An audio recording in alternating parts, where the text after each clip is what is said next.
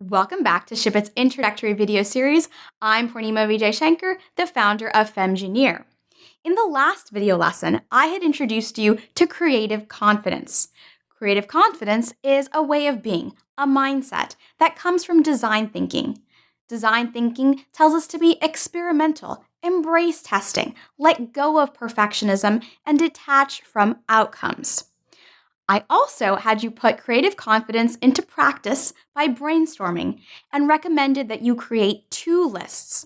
The first list of problems that people come to you for, and the second list, problems that you want to solve.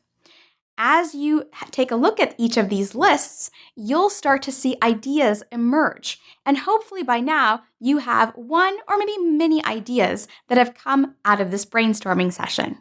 Now, I know when I tell people to share their idea, they immediately worry that someone's going to steal it, they might get misunderstood, or they may receive negative feedback. Don't worry, I'm going to walk you through each of these.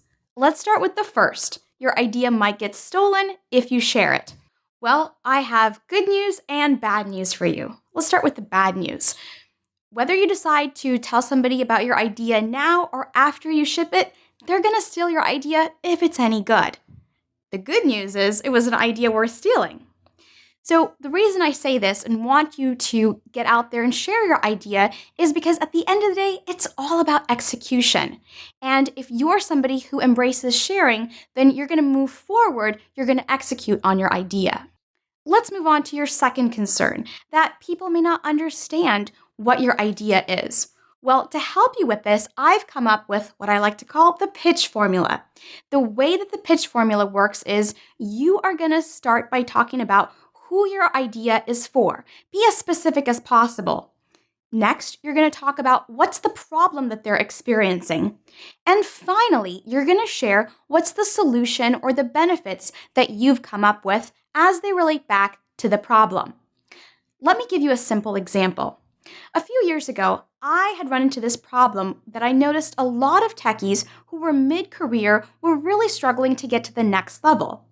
Part of the problem was that they didn't feel comfortable sharing their expertise and speaking up for themselves.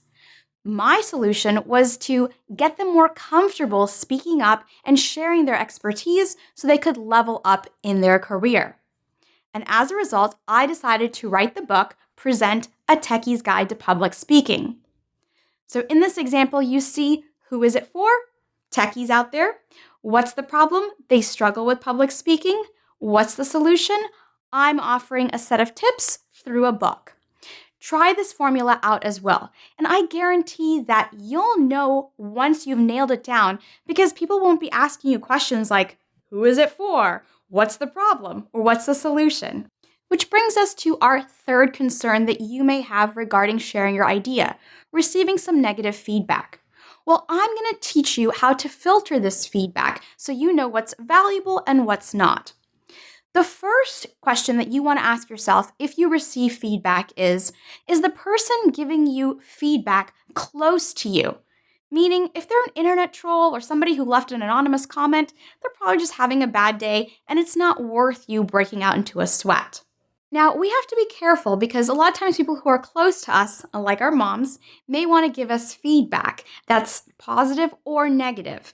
But in that case, we have to ask ourselves the next question. Is this person experienced? Do they have credibility? And are they walking the walk? The final question we want to ask is this person who's giving us feedback in our target audience? And even if they are, we have to be careful about any one-off suggestions somebody might suggest that don't really resonate with what everyone else is saying. So we have to make sure we collect some general feedback. As you continue to share your idea, you'll start to see what resonates with people and continue to apply these filtering techniques to help you gain creative confidence. After you share your idea, it can be really tempting to want to productize it. I'm going to recommend that you hold off on productizing it. In the next video, I'm going to suggest some additional steps you'll want to go through before you decide to productize, and I guarantee it's going to help you ship it.